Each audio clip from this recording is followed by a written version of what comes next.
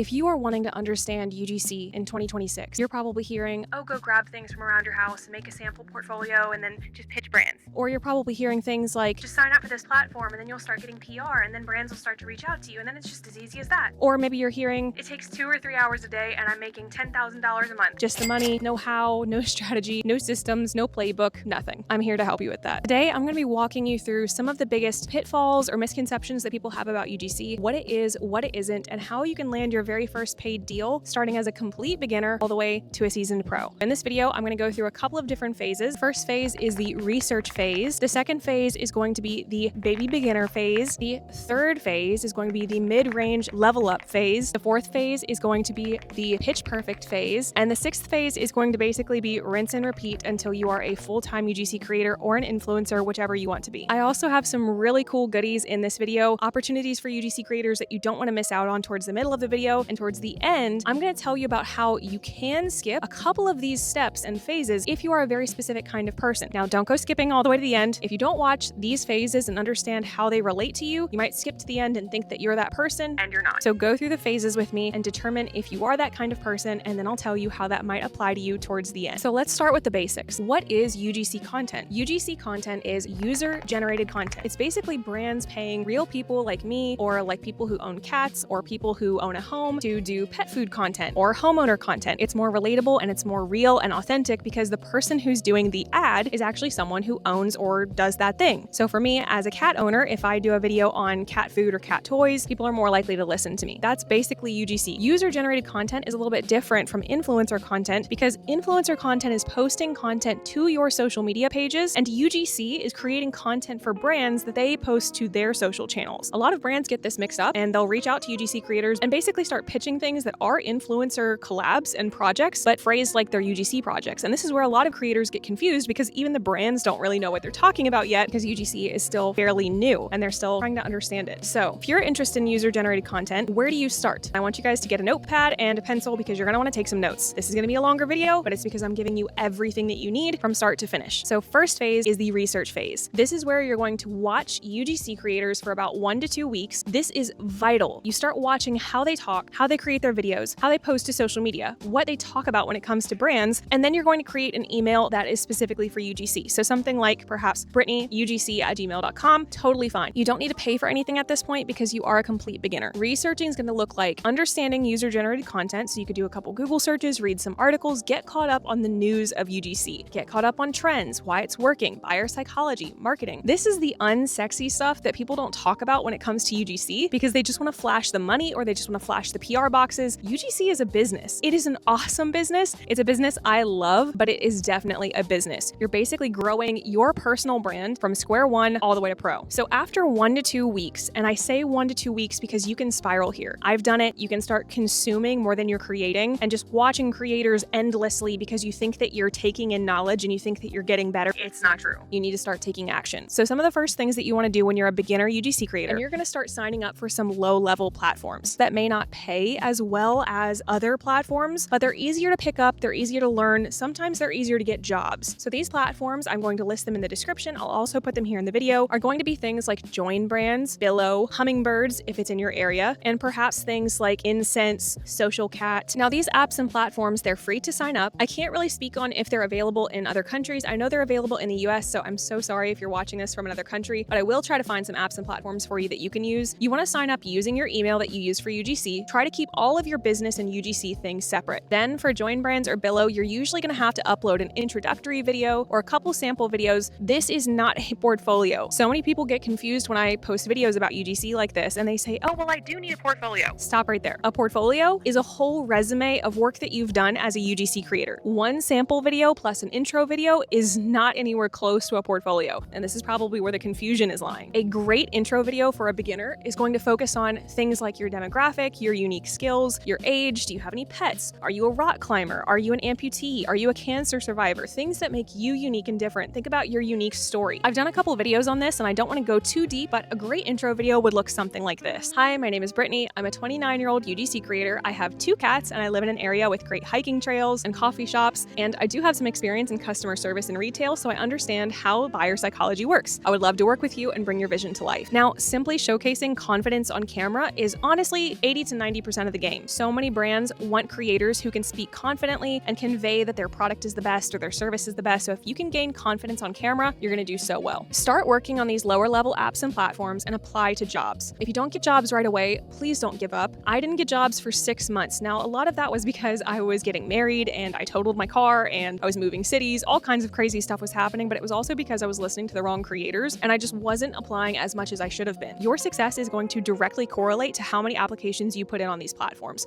So please don't give up if you don't get a job after the first 5 or 10 applications. You have to keep going. This is like putting in probably 100 to get 1. As a beginner, just like with anything, a sport or a career, you're working from the bottom up, so it's going to be harder towards the bottom. You'll gain momentum and slowly gain traction. Honestly, the beginner phase is so slept on because this is where you build your understanding of creative briefs, of how to negotiate with brands, of how to talk to brands. All of those different things happen in the beginning stages on the lower level apps, so take it seriously. Once you've done about 15 to 30 jobs, I would say 30, move up into the mid-range apps and platforms. Now, mid-tier platforms are a little bit more difficult to use, but they are going to bring you much more income. They are going to have better briefs with better pay and better incentives. You're going to get free stuff most likely. If you are getting free stuff in exchange for a video, as a complete beginner, that's still a win. Just make sure that you don't hang on to that for too long to move up into paid work. I want to take a moment to separate between PR and gifted collaborations. PR is when a brand sends you something called public relations. It's basically a box or a gift or something from the brand that they are hoping that you'll start posting about that thing that they sent you. It's basically free marketing for them because they know that people love getting free stuff and then people talk about when they get free stuff. Gifted collaborations are when a brand or a company sends you a product in exchange for a video and they are expecting you to post. Now, these can be tricky because gifted collaborations can sometimes take advantage of the creator, whereas PR is almost always no strings attached. It's fun to post and it's fun to share. Now for phase 2, the mid-level apps and platforms, these are going to be things like Fiverr, Backstage, and things like Vidsy or things like Vidovo. It'll be a little bit more difficult to use, but they will yield higher pay. So I'll stick them in the description box below. These are sometimes going to require money up front. So Backstage is a subscription where people post things like gigs for actors and actresses, narration, UGC, and Fiverr is fantastic. It's basically where you can set your gigs on an open marketplace and people can select you as a creator and hire you and pay you. It's a lot more work up front to set this up, which is why it's a mid-level platform, but you will make more money from it. I don't want to dive into this too deeply, but you want to update your portfolio with some sample videos from when you were on those low-level apps. And when I say portfolio, maybe 3 to 5 of your best videos plus an updated intro video that you can put in a Google Drive folder and you can add as assets to these platforms because usually you can't upload a Canva portfolio or a website link anyway. Now on Coley, Backstage, Fiverr, these are going to be places where you can make from $300 to $1,000 per video. It just depends on your expertise and how much time and effort you put into the platforms. So once you've gotten some experience under your belt, this is where you're going to move to making an actual portfolio because you're going to start pitching brands next. Now, mid-level apps and platforms and moving up to pitching is where a lot of creators get confused because contracts start to get involved. Let me say this now. If you don't understand your contracts,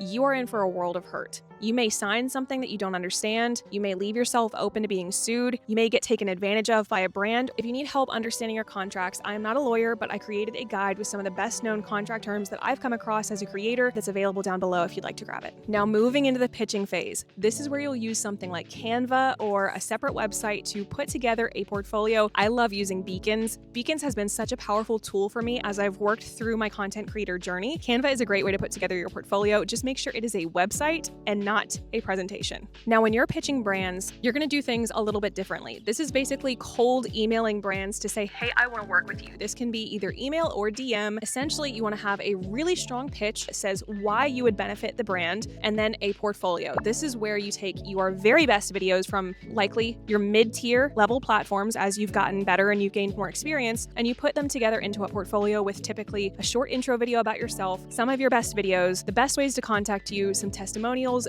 data about your videos if you have it, and then your social metrics. Now, this is where people say that you don't have to have a social media following to be a UGC creator. That is just not true. Inherently, do you have to have a social media page to be a UGC creator? Technically, no. But that's where people leave out all the other stuff in the technically. As a UGC creator, remember I said you're creating content for brands that they will post on their social channels. But if they go to your Instagram and they can't see any examples of how you manage a social media page and how you create create content, they have nothing to go off of. So many brands have found me based on my TikTok or my Instagram or my YouTube especially. This is where you need to understand that creating an audience on TikTok or Instagram or YouTube is a critical part of being a UGC creator and connecting to other creators and brands and showcasing brands that you love. Not to mention, creators who don't have social media pages typically don't get a lot of PR. And if they are, well, we wouldn't know about it because they don't have social media pages. So it's really misleading saying, oh, you don't need any followers to do UGC because yeah, technically,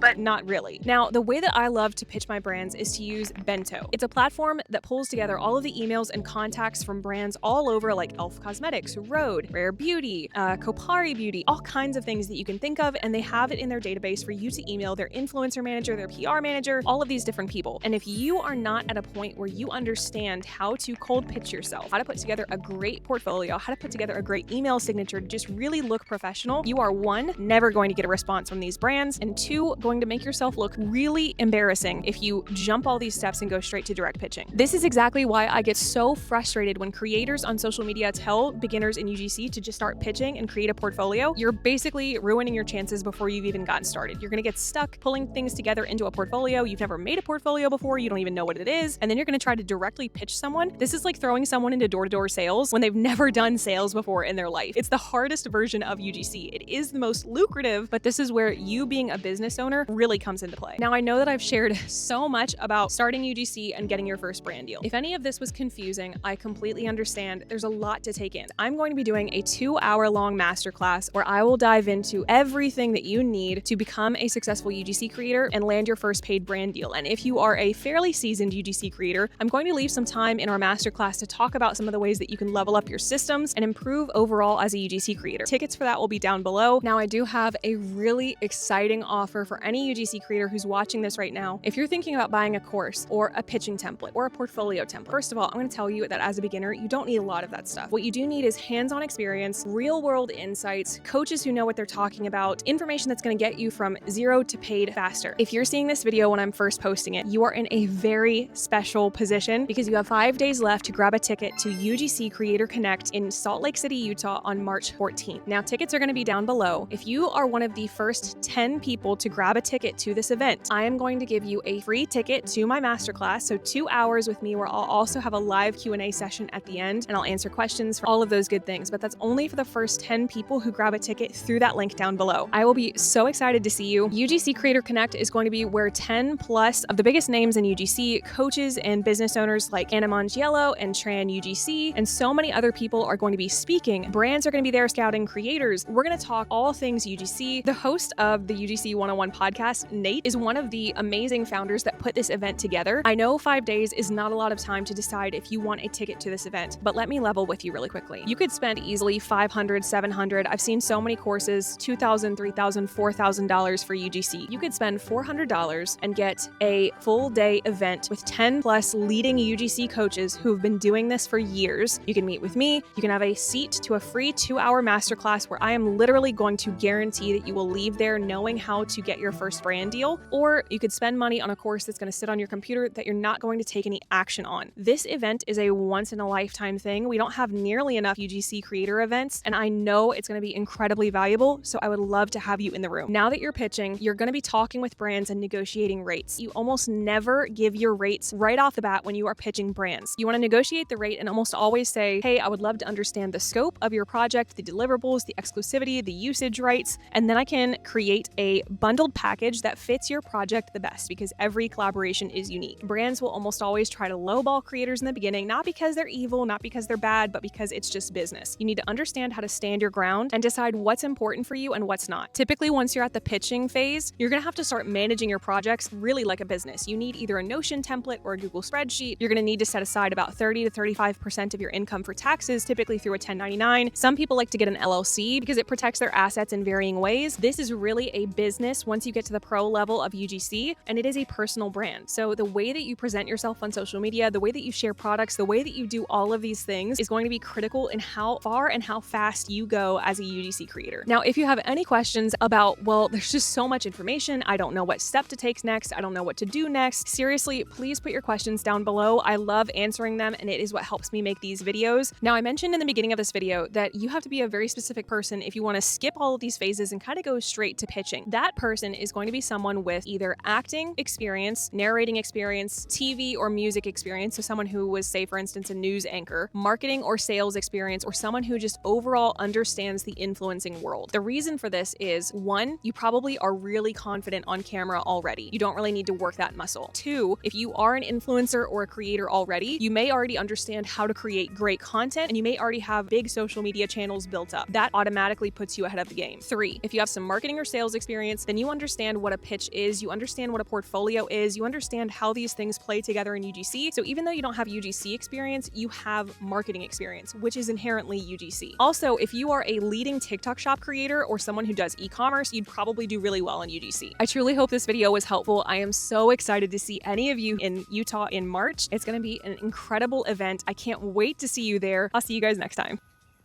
All right. Watch out, Felix.